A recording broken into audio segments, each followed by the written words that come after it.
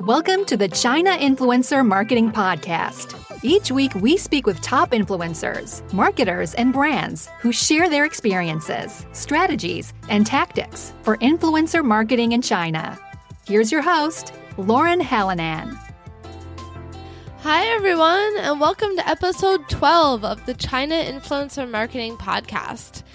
In last week's episode intro, I apologized for sounding a bit sick, and now I'm thinking that apology was a bit premature, as unfortunately, I think I'm sounding much sicker this week. But I'm not going to let a stupid cold get in the way of recording an awesome podcast interview. This week's episode is really a good one. Our guest is none other than Kim Leitzes, the CEO and founder of PARKLU, which, as listeners of this podcast might know, is China's premier influencer marketing platform. And I don't mean that lightly. The people at PARKLU are truly influencer marketing experts. You might have already realized this from listening to episode 6 of the podcast when I spoke with Elijah Whaley, the CMO of PARKLU. This episode with Kim is not only super interesting, but it's also full of practical tips and information for brands who want to run influencer campaigns.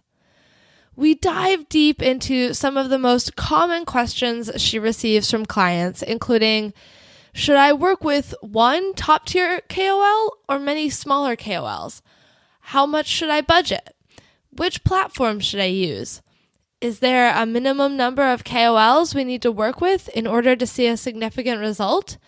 And do you suggest running a short concentrated campaign or spreading out KOL collaborations over a longer period of time? We also discuss what brands can do to develop and maintain a good relationship with KOLs and what brands can do to avoid misunderstandings and miscommunication during campaigns. Before we get started with the interview, I wanted to share with everyone that I will be speaking next month on February 8th and 9th at the Global from Asia China Business Workshop in Miami, Florida. I've got to commend the organizer, Mike Michelini, for choosing the best location ever for a winter workshop. Besides the great location, I know it's going to be a really great event. Mike is limiting the number of attendees, so it will be an intimate group and everyone will be able to ask a lot of questions and get the answers that they need. And to learn more about the event, you can visit chinabusinessworkshop.com/Florida. I'll include the link in the show notes. Listeners of the podcast can get 30% off of the ticket price by using the code LHCBW2018 during checkout. I'll also stick that in the show notes.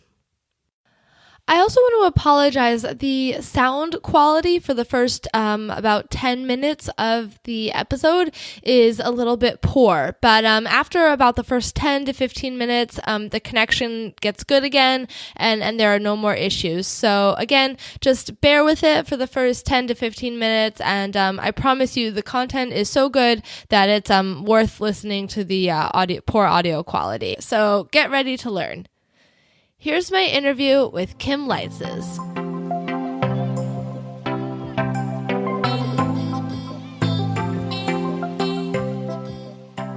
Hi, Kim. Welcome to the China Influencer Marketing Podcast. Super excited to have you here.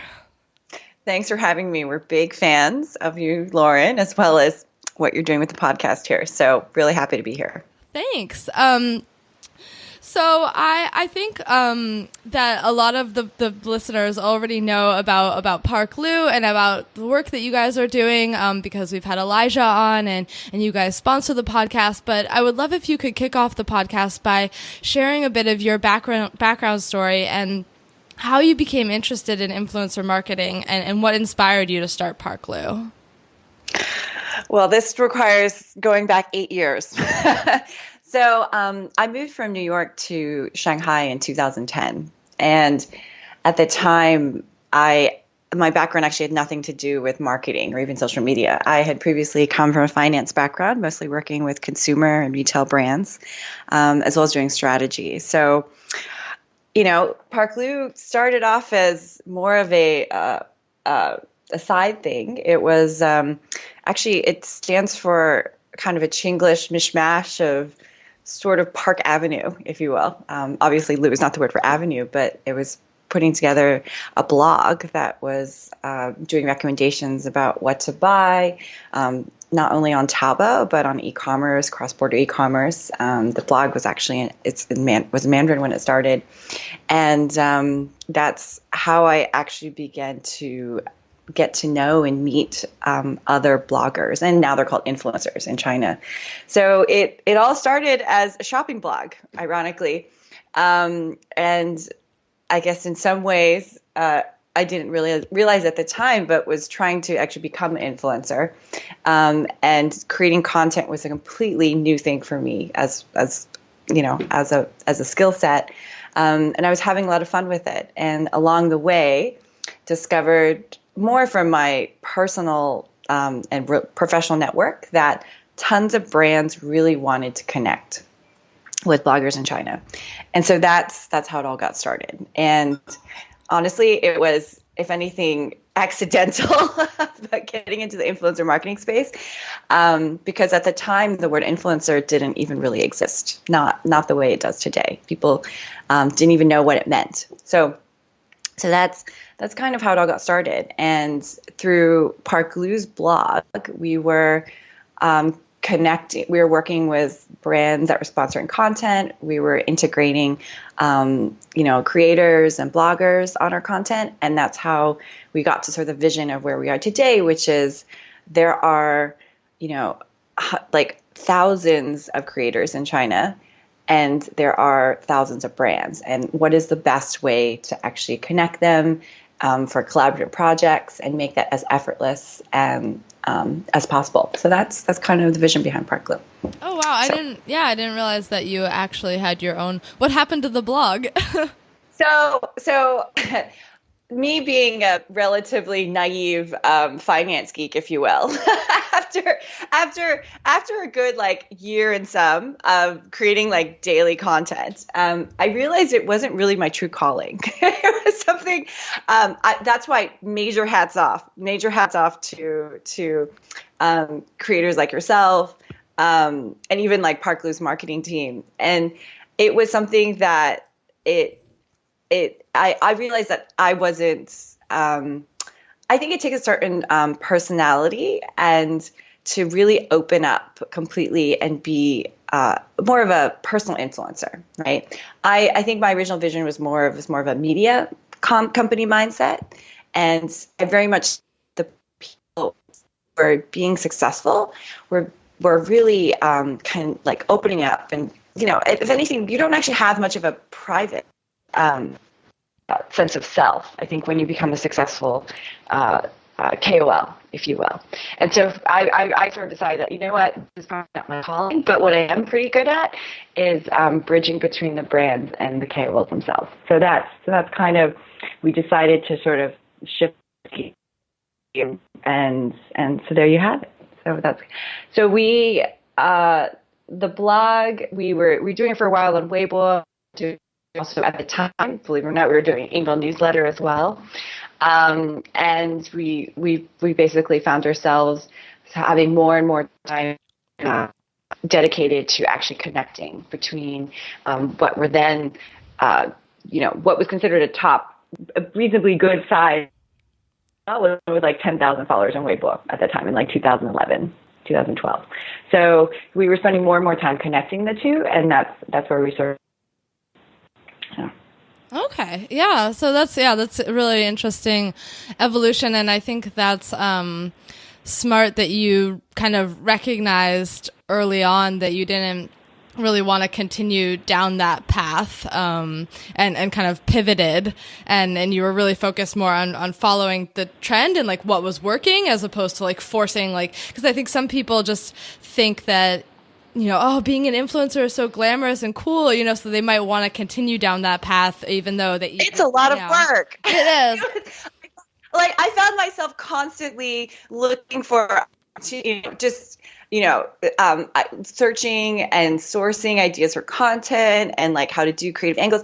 And to be honest, like I said, I didn't come from, say, even a visual background or even a journalism, like a journalism background in terms of like writing. And so as much as I really enjoyed it in the beginning, it actually sort of burnt me out. And I felt that just my personal experience, what I could bring to the table. I mean, I studied business. I went to Wharton. I didn't even have any notion of what it meant to like really even like run a media company, actually, to even if you think about it. And so for me, it was a really great, it was kind of more of an entrepreneurial journey and figuring out, what I was good at. So that's kind of how we got to where we are today. Gotcha. Okay. So, I want to kind of dive into a little bit of a different topic, and what is just that I think that brands, especially brands that are new to China and new to working with influencers, you must get a lot of the same questions over and over again, Sure. So I would love to hear, because obviously the listeners probably have these questions too. So I would love to hear if there's just a couple of questions that you hear all the time from clients that you really think just like need to be answered. Yeah. So I'll put it in two buckets. There's basically those who are new or relatively inexperienced with working with influencers. And then there's the other bucket, which is still a minority. I would say less than a quarter of brands who are fairly expert. And I think to be an expert, you've probably had to have engaged at least over 100 influencers, and you've done it repeatedly.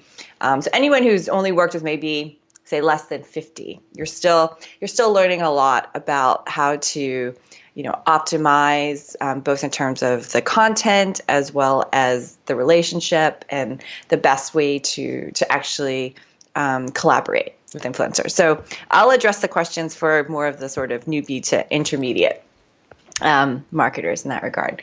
And I mean, let's just face it. Influencer marketing is one of the hardest things a brand can do, because it's not straight up, analytics and numbers. There's a human element to it. And I think that makes it, it makes it hard to like, for marketers to say, okay, what's my plan? If I do X, Y, Z and I get, ABC kind of thing. And I think I think that element always raises a lot of questions. So everything from, okay, let's start with the concept of, what types of influencers should someone work with, and that comes down to mix in terms of, do I just work with top tier ones, or do I work with lots of small ones, or is it a spectrum across the board, right? So that's one of the main questions. And then another question is, people always ask about like budget, like what exactly should I be expecting in terms of sponsoring influencers, in terms of both not only sponsoring posts, pay for posts, as well as gifting, like what is the in-kind exchange that happens? We've seen brands do the full spectrum, anything from sponsoring like full trips to looking for even e-commerce collaborations. Like, can this influencer actually do a exclusive product and actually work on both a sponsored basis plus a commission basis? So I think this concept of like budgeting, right, and what they should be allocating and planning for is always a big question. And the unfortunate tricky part is that between the time a brand and their budget to get around to doing a collaboration, markets like China move very quickly. Influencers can grow, by 30. Mm-hmm. It's already inadequate, right? So I think there's that. There's this. You're kind of always chasing and moving with the market as well. So there's budget questions, and then also allocating. So mid-tier to top-tier KOLs. And so I think this really comes down to, well, you have to actually look at the brand and what data is available. So, for example, if a major luxury brand has been in the market for for multiple years now. They have high brand recognition. They have a lot of earned influencer coverage. They have a lot of earned media, right? They will have a very different strategy in terms of which influencers they can work with. Because it's not necessary that they only work with top tier influencers, because a lot of the market already knows the brand. They trust the brand. They're aware of the brand, right? So if your brand is known in China, working with mid-tier and micro influencers is actually more feasible because the trust factor is there, the credibility factor is there. But for newer brands, it can be challenging to actually decide on that mix, because if there's no awareness in the China market, and then you actually do need to actually think about the halo effect of working with a top tier influencer, right? And we know this from like actually speaking with influencers, with KOLs. Most smaller and mid-tier KOLs will say, well, if I've never heard the brand, it's never been endorsed by a top tier KOL, I don't even know if I should be, putting my reputation on the line, right? Endorse a brand. So this is something that newer brands in the market should keep in mind. Now, if they already have traction, as in they have organically achieved sales with Chinese consumers, then there's a lot more flexibility in that mix in terms of the tiers of KOLs. So it does come down to kind of where a brand is, and there's lots of tools for marketers to figure that out. They can look at whether it's Baidu search data or Qihoo search data. They can see on Taobao, what in terms of what the search results are, what people are looking for, to get a sense of, does anyone in the market know you? And then you can work your strategy from there. So I think that's always a burning question. And to be honest, sometimes we find that marketers really more constrain the answer based on their budget, right? It's almost like it's not even if we recommend like this is what you should do, oftentimes like marketers are working with sort of limitations typically, and so it's really optimizing around what doing the best that they can. But I would definitely say that the most common mistake is probably under budgeting, right? Thinking about influencer marketing at the right level of scale.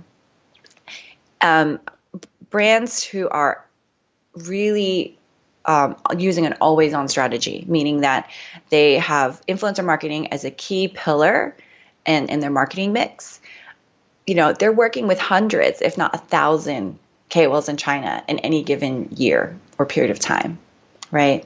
So I think it's really important to understand that running a campaign for like 5, 10, 15, 20 influencers only is going to get you so far in such a vast market. Even markets outside of China, like the US, it's not unusual for brands to be engaging, a couple hundred at a time.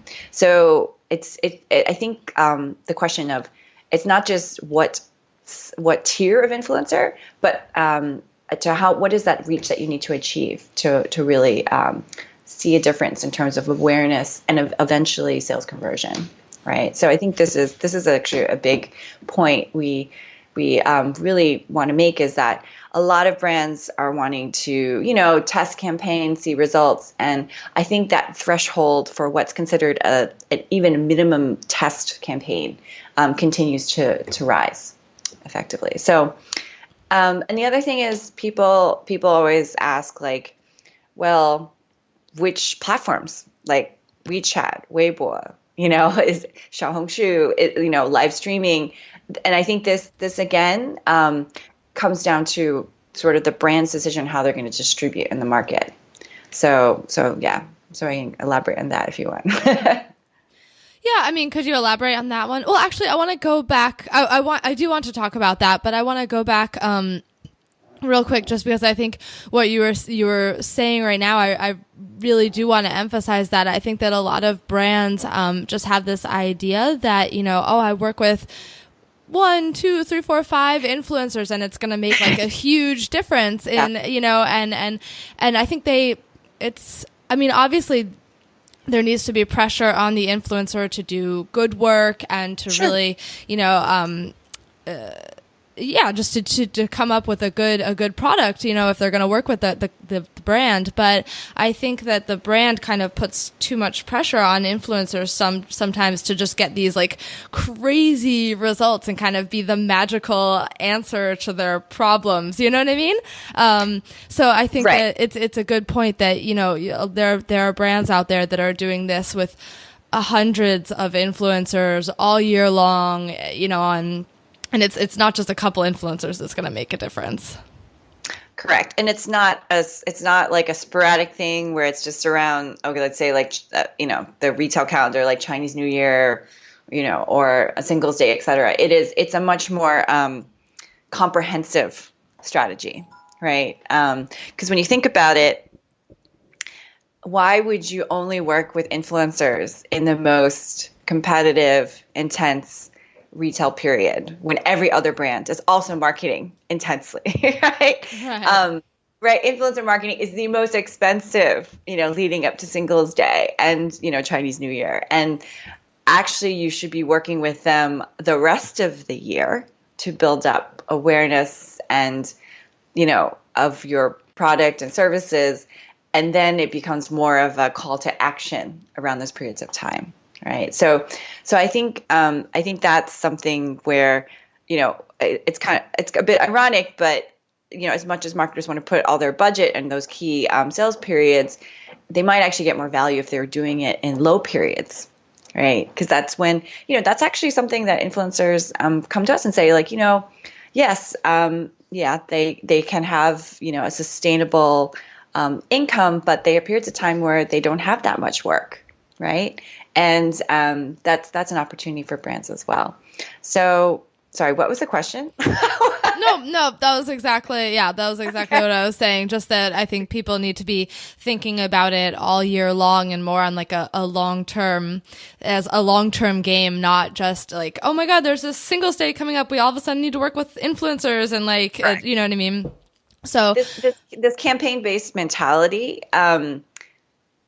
is, yes, obviously that's how a lot of organizations are structured, right? But it also is a detriment to kind of optimizing your influencer marketing strategy and your relationships from that. So if you think about it, most influencers take, say, 1 to 2 years for them to really get their stride, meaning for them to really grow their community, and start getting traction. And that's actually the kind of the sweet spot when a brand can really develop a good relationship with them and then, and then grow with them as they, increase their audience and fan base. And so by only thinking about it in campaign basis, you're not sort of, capturing the uptick. You're just capturing a slice in their rise. And that's why an always ongoing strategy is much more successful for most brands. Right. So, okay. So now I want to go back to, you were just talking about platforms, that they're often asking you about platforms. So could you expand upon that a little bit more about like which platforms you recommend they use? Yeah. So I think it fundamentally comes down to what, how they're selling in some degree, right? And then what is their social media strategy as well, right? So obviously there's a lot of exciting stuff happening on WeChat. Now there's the brand zone and the mini programs, and there's opportunities for both influencers to actually make that connection between the content they create and the e-commerce for the brands. Whereas before, it was kind of considered, well, we know that the click-through rate on a subscription account is going to be like very, typically only a low single digit, like 1%, 1.3% on average. And so even if influencer got 100,000 views on the content, maybe only 1,000 people actually click through. So from the brand's perspective, it was very much about awareness as opposed to actually taking customers through the whole funnel, right? But that's changing now as WeChat rolls out new features. So I think that before it was very much considered awareness building activity, but now we're going to start seeing more ties with performance, and so I think this is particularly compelling for more and more companies. There's no question that since WeChat occupies a lot of Chinese consumers' time, that it's a very important part, but it's quite difficult from both a content and budgeting perspective for a lot of brands to engage hundreds of WeChat KOLs at any particular stage. We usually see that happening on say, Weibo and other apps where the content is more short form, for example. Right. Or more visual. More visual, more short form.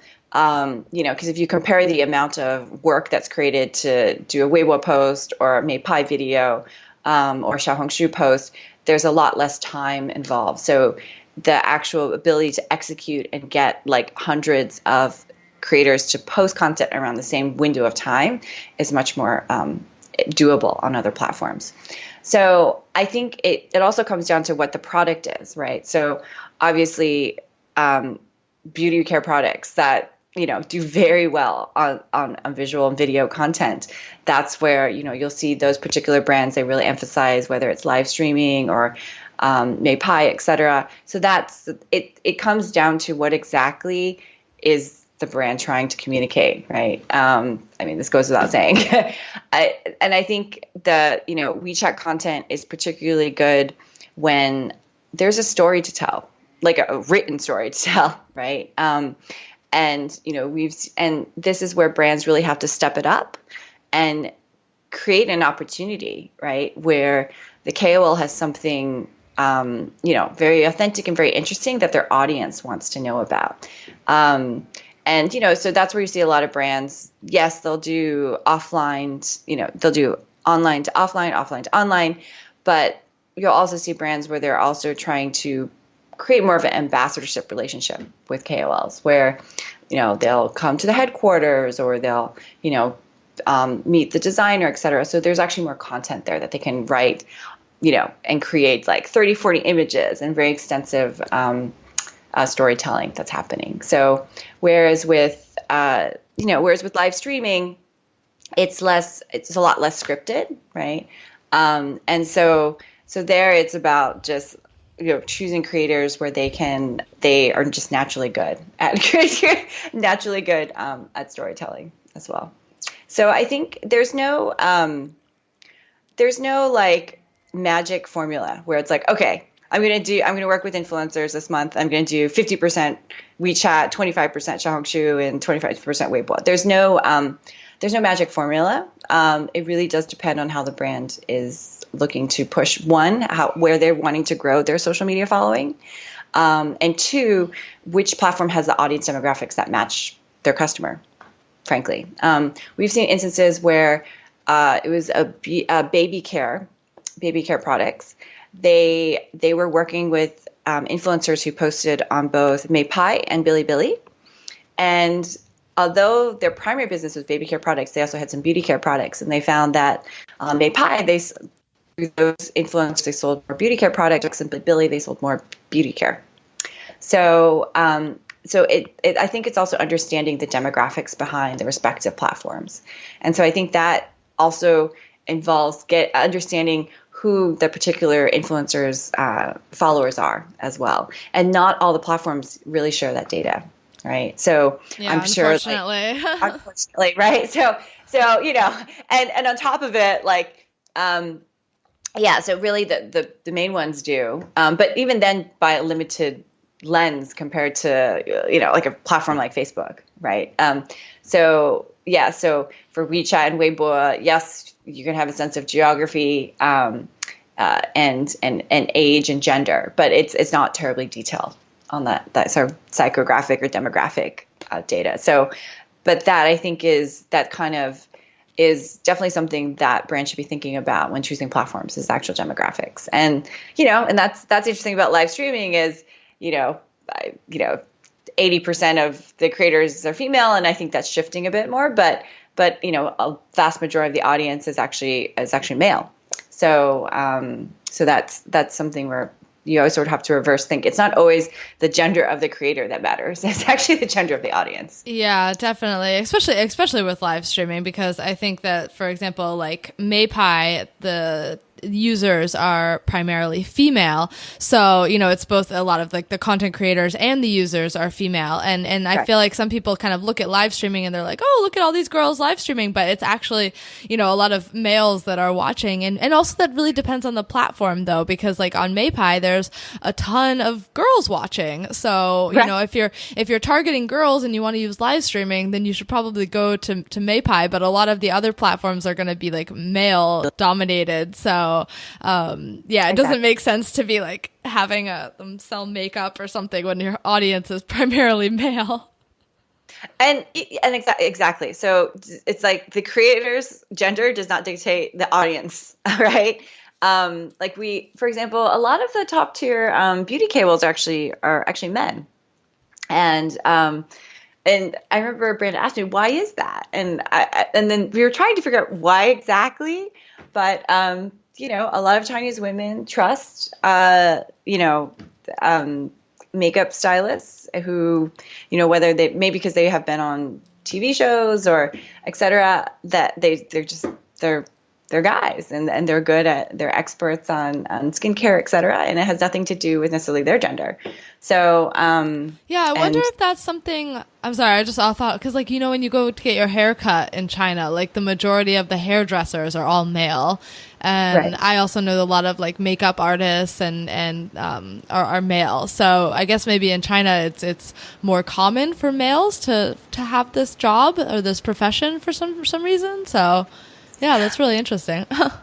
So because it was a request, because we were working with a skincare brand and they really wanted a top tier skincare KOL who was female, but actually like when we started going through the options, a lot of them were guys. So so that's just something.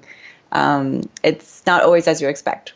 So when brands are coming to work with you guys, are a lot of them already have ideas in their head of what they want to do, or do a lot of them kind of seek out your opinions?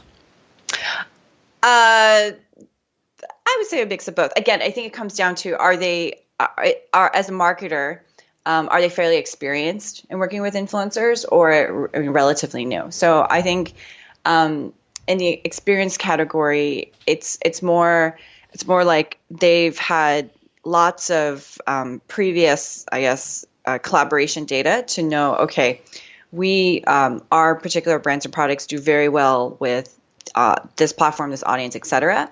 So their key questions are, how do we discover either like new up and coming emerging creators, right? And that's where PARKLU's technology comes into play. And so that's part of it. The other part is they may be looking for an easier way to scale their efforts, right? And so having a platform do that is what they're looking for. In the case of newer marketers, then yeah, I mean, it's very much looking for recommendations in terms of what to do, and it kind of gets tailored down to each brand effectively. So there's no one size fits all. There is one size fits most. But we can give all the advice until we turn blue in the face, but unfortunately there's plenty of people who still don't listen to us, so it is what it is. Yeah, and I mean, I think you guys have done a great job with your technology of trying to like automate and facilitate the process as much as you can, but like you said at the beginning, like the Chinese social media and influencer industry is just changing so quickly, changing all the time. People half the time don't even know what's going on and what the rules are and the platforms and things like that. And then the other thing is like influencer marketing, like you said, there's a human touch involved, and there's only so much that you can do to automate it and things like that. And there has to be a little bit of human interaction and things like that. Yeah. I mean, I think we automate the things that don't need to be done manually, right? So the day and age where you have someone sitting there scouring through, Weibo looking for accounts, right? So I think being able, our development team does that crawling automatically, right? And then profiling the influencers in terms of their content and analyzing that across the different content categories automatically, and tracking their growth and engagement over time is basically helping create a 360 profile of all these not only existing but also up and coming influencers. And I think that if you think about it as a marketer, you want to spend your time on the strategy and the content and and fostering that relationship with KOLs, not so much like doing that sort of manual work, right? That's more. So I think that's kind of one aspect of it. Speaking of fostering relationships with KOLs, do you have any recommendations for that? Because I think that that's something that I mean, I'm sure there are many brands doing a good job, but there's also some brands that could be doing a better job with that. Do you have any recommendations? So I find that start. Okay, I know as much as we talk about scaling, so we're talking about working with hundreds, but also even we've seen really interesting opportunities where, it's like a WeChat account with only 10, 20,000 views per post, right? But they actually have a very sticky and engaged community. And, I had lunch with a creator the other week. She's actually based in Hong Kong, and she did an event in Shenzhen where she just, invited her fans, and she had 500 people show up. Right. Wow. I know. Wow. That was it was the first time she ever did. She didn't even know what to expect. Right. And so I think, again, so it's not like scaling in the sense that, okay, this is only one KOL. But if you think about it, even if a brand did a co-hosted event with her, for example, that's pretty, that's actually pretty impactful, right? And so it's very much about, there's some reciprocity that's happening there, right? So she's considered, in talking to her, she's like, look, I'm pretty new, brands don't know about me. They don't find me. It's not like they're coming to me. and so for her, when a relatively well-known brand approaches her to do something, it creates a lot of visibility to her, because when she starts working with one brand, then other brands notice. And then that's when sort of momentum builds for an influencer. So I think, being early with these creators really establishes rapport that, that you can take and continue on for at least a couple years, until either one, the platform the influencer is posting on is kind of out of date, or two, they've gotten so big that they've got too many opportunities. So I think there's, a life cycle to these relationships, and they can go as many as several years, actually, when you think about it. Yeah. Yeah, that's a good point too, because if it's early on when not as many brands are working with them, then they're probably going to feel more excited, and it's going to have a deeper impression, and they'll feel a little bit more loyalty to that brand, you were one of the first brands that worked with me, and things like that. So it might be easier for the brand to establish a closer relationship with the KOL that way. Exactly. So of course that takes time, but yeah. Yeah. So I think that a common problem when brands and KOLs are working together is that there's some miscommunication about the goals of the campaign, or the type of content, or things like that. And so I was wondering if you had any suggestions for how brands can clearly communicate their needs, but at the same time not micromanage the KOL, because that's the opposite end of the spectrum, is that they'll be so controlling. It's like, well, why don't you just do this yourself? You're not giving me any creative freedom. Sure. So on PARKLU's platform, we actually have a whole campaign briefing flow and process, and it's this whole campaign briefing process is based on like hundreds and hundreds of campaigns of seeing what works and what doesn't work, on top of giving tons of examples and like basically templates that you can sort of, modify based on your particular campaign. So I think it's a mindset when you go into this, right? So if you're as a marketer, if you're coming from more of a traditional like PR background, right? Or media relations background, the bias is to feel like you need to control every statement, positioning, adjective, etc. like that you need to really be able to modify and revise the content so that it's on brand, right? So I think that's one of the more common mistakes is when you come from that sort of background.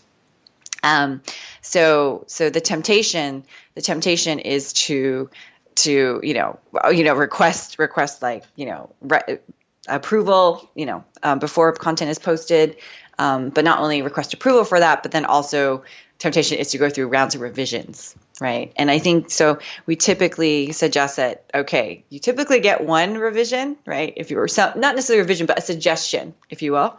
But if you really want to achieve a certain communication point, it's important that be in the brief before the KOL accepts the collaboration.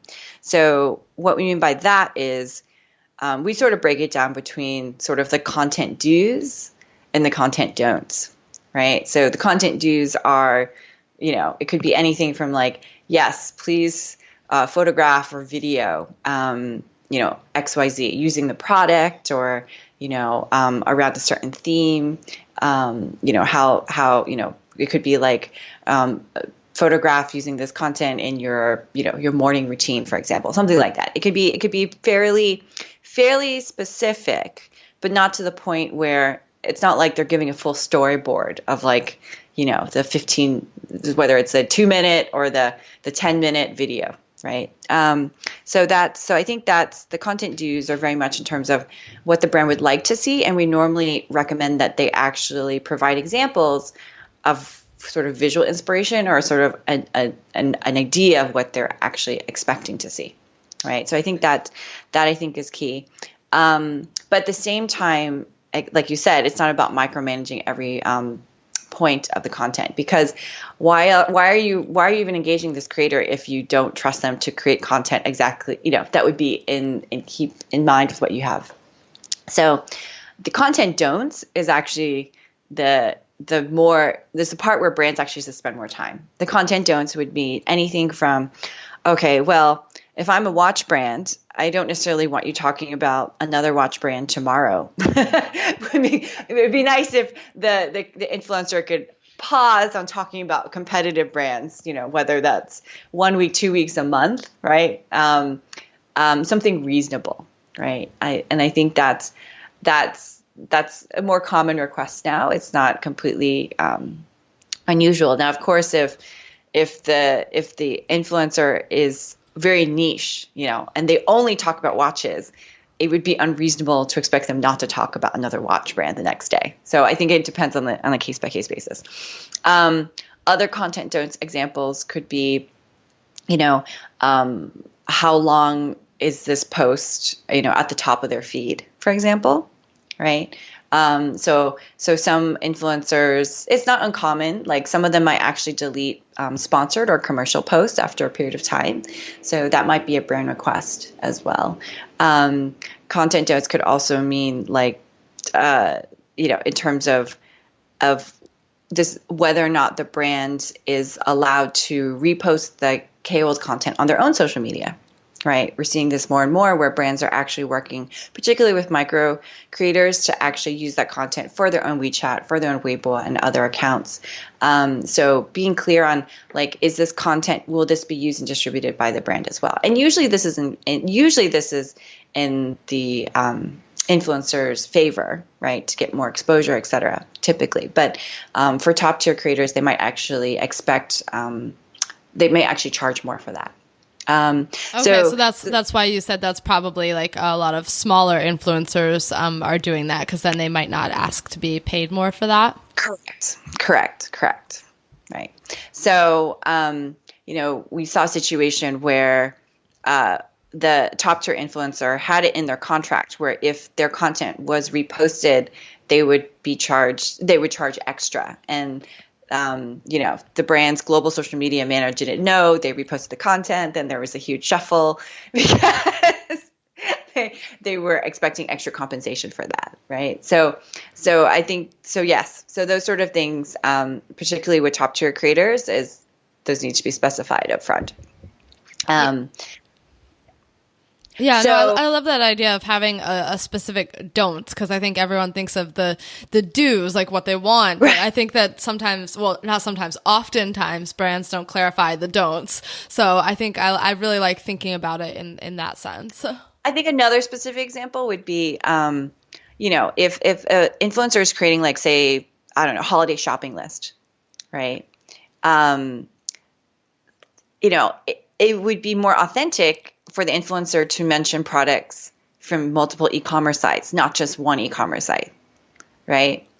But the sponsoring brands may have issue with the other ones, right? So I think, again, that's under the don'ts kind of section. Or is it more like, we expect to be 30% of the content for this WeChat article, right? So I think that thinking along those lines is also important, because, again, it's not about saying, I need you to write specifically about these 10 products. We're leaving it to the influencer to decide which 10 products they want to talk about.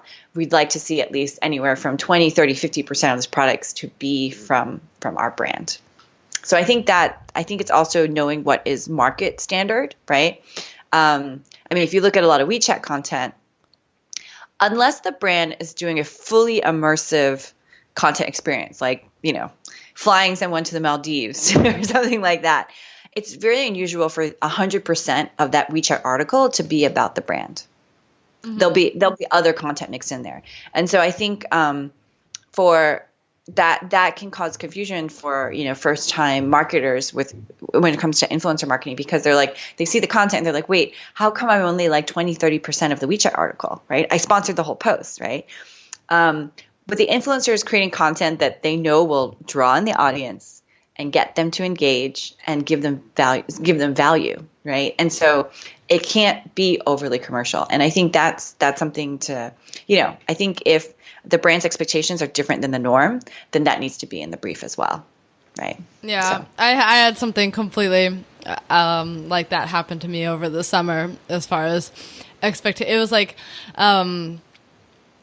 for an English learning app, which is a really good app, and I was excited to work with them, but man, they did not, I clearly was, before I started working on the project, I clearly, said, give me all of your expectations, let me know what the requirements are. And then after I made the video, and this wasn't just a video in my room, I was out, on a lake in a boat filming stuff, no joke. I couldn't go back. Putting a lot of effort. Yeah.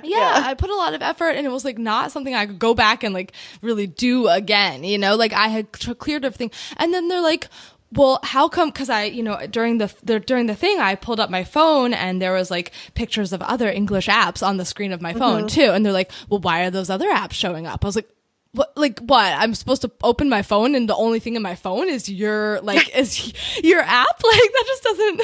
just doesn't make sense, But also for you to credibly recommend their app, you would have had to try other apps. Yeah, exactly. And it just seems straight. It's way too much of a commercial, to be like, this is the only thing I use and the only thing I've ever used. And it's it just wasn't realistic,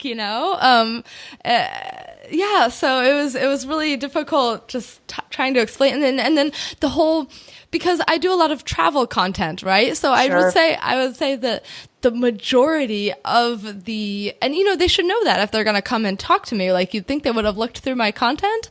And then the majority of the video was travel related. And then there was this one segment in it that that incorporated the app and their brand. Mm-hmm.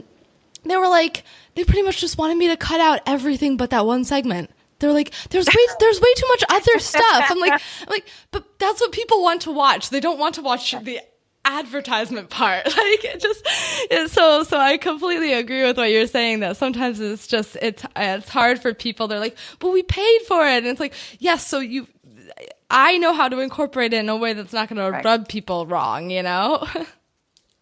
Yeah. And again, it comes down to the experience of the marketer on the other side. Right.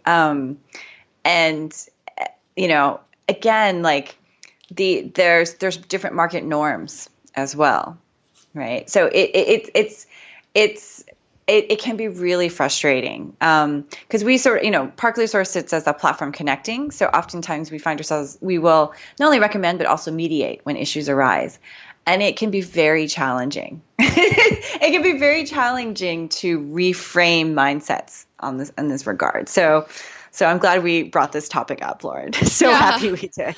Definitely. I just think it's really important to get everything out before they make the content, because it's so much effort to go back through afterwards for they want these little tweaks, but really these little tweaks aren't little from the content creator's perspective, especially if whatever, like if it's a little tweak and if it's something like subtitle related, whatever, that's a little bit easier. But if it's something that actually is like within the image, it's like they're not going to go and do the whole, film the whole thing again. They had specific clothing, specific lighting, like it was at a specific place. It's like you need to get that out ahead of time before they film. Yeah, I mean, video is a whole nother ballgame. Photo too, though. Photo too. I mean, it was between a luxury jewelry brand and a WeChat KOL. And the luxury jewelry brand had actually provided a lot of content for the KOL. They had provided, well, unfortunately, it was on Dropbox, which is blocked in China, but they had provided hundreds of it. That's another thing for people to think about. Yes. You think you're doing yourself a favor, but you're not really. So they had all this content about the brand organized on Dropbox, which the poor KOL could not even download or open. I mean, it was a nightmare. And then when the KOL finally got the content to edit and integrate into their article, it wasn't as the brand expected, because the brand had, said, oh, we have all these red carpet celebrities, et cetera, who are wearing our products. But the relevancy of those celebrities to the China market wasn't really there. Right. Mm-hmm. So when they saw the content, they're like, well, how come you didn't use this? You didn't use that and XYZ. And the KOL is like, no one knows who those people are here. It doesn't matter. Mm-hmm. Right. And the KOL had chosen other red carpet celebrities who were wearing other jewelry brands. And, but it was, again, to draw in the audience to actually read the article. So I think it's really trusting, and it's hard. It is hard to do that. Trusting the KOL to do what's best for their audience. Yeah, and also just to, I think it sounds like in that situation that, they asked and then the KOLs was able to explain. I think if there's a communication, it's like, well, why did you do it this way? Instead of an accusing, no, that's not, you were supposed to use these people, I think as long as there's an open communication and the KOLs given the opportunity to explain why they did it that way, and the brand's willing to listen and understand the different cultural, aspects, then I think that makes it easier too. Of course, but it's typically not as easy as that. Right. That's in a perfect world. Another thing that we see this a lot is that sometimes the communication takes too long. So between, and this could be a function of a lot of things, whether it's because a brand's working through an agency, or they're sort of internally making decisions, right? Or when they're making decisions through multiple offices, through not just the China office, but the regional office and the global headquarters, right? So let's say there's an initial reach out to, someone like yourself, or And, they'll start a conversation, they'll tell you about the potential collaboration, and then you don't hear anything from them for like 2 weeks or like a month. And then it, then the brand reappears and, the KOL is like, oh, okay. Oh, this is still happening. Right. So we also find that there's a lot of loss of momentum in a relationship because brands aren't quite fully prepared with like the go ahead, if you will. That we find that's pretty common as well. Or even by the time the KOL creates the content and then it's just like sitting and waiting for approval, right? And like so much time has passed, and so I think this is something where it's like dating, right? You wouldn't like reach out to someone and then go silent for 2 weeks and expect to have a strong of rapport when you left off. So I think although, not all of these conversations, very few of these conversations happen in person. So I think but also keeping in mind that there is that human element to it. So that's something where, if you're really trying to think about your long-term influencer marketing strategy, also keep in mind that, they get excited about projects too, and you don't want to like quell that enthusiasm. Yeah, I think if you know that it's going to need to go through a couple rounds of communication and it might be a couple weeks, then let them know. Exactly. Hey, we're not going to get back to you tomorrow. Like it's probably going to be a couple of weeks. That doesn't, doesn't mean that we're not. Or it could be a couple months. Yeah, right? yeah, exactly. Yeah. And also, I think a big part of that is in general, like things move so quickly in China. When somebody does when brands decide they want to do something, it seems to be like, okay, bam, bam, bam, bam, bam. Like it's, and international brands have a lot more processes in place. And like you said, things that they need to check off before they can move ahead with something. Yeah, exactly. So I think, and look, we've worked with many savvy China marketers, right? And speed is definitely part of what makes things successful, for sure. Where we have, we have like local Chinese brands use our platform as well. They'll run a campaign within like less than 24 hours between the time they post on the platform, KOLs apply, they've selected, confirmed, and bam, the content's posted. So I think, it doesn't have to be a multi-week process, for sure. Mm-hmm. Yeah. No, I find in my experience working with a lot of Chinese brands that they're just like, go. Like as soon as they contact you, they're like ready for the content to be done like tomorrow. And you're like, no, not going to be that fast. So, okay, cool. Well, I want to kind of switch topics, and I want to talk, since it's the beginning of 2018, I want to get your thoughts on how influencer marketing is going to evolve this year, and what do you think are some trends coming up this year? It could be influencer marketing, social media, e-commerce, just kind of this general industry. What do you see happening this year? Wow, big question. Okay, 2018. Okay, let me clear the cobwebs from my brain, since I just gave birth to twins, and I don't even know what happened to the end of my 2017. Basically. Oh, yeah. You were kind of away from the world during that time period. They're like 3 weeks old right now. So let's see. Okay. Full vision ahead. Okay.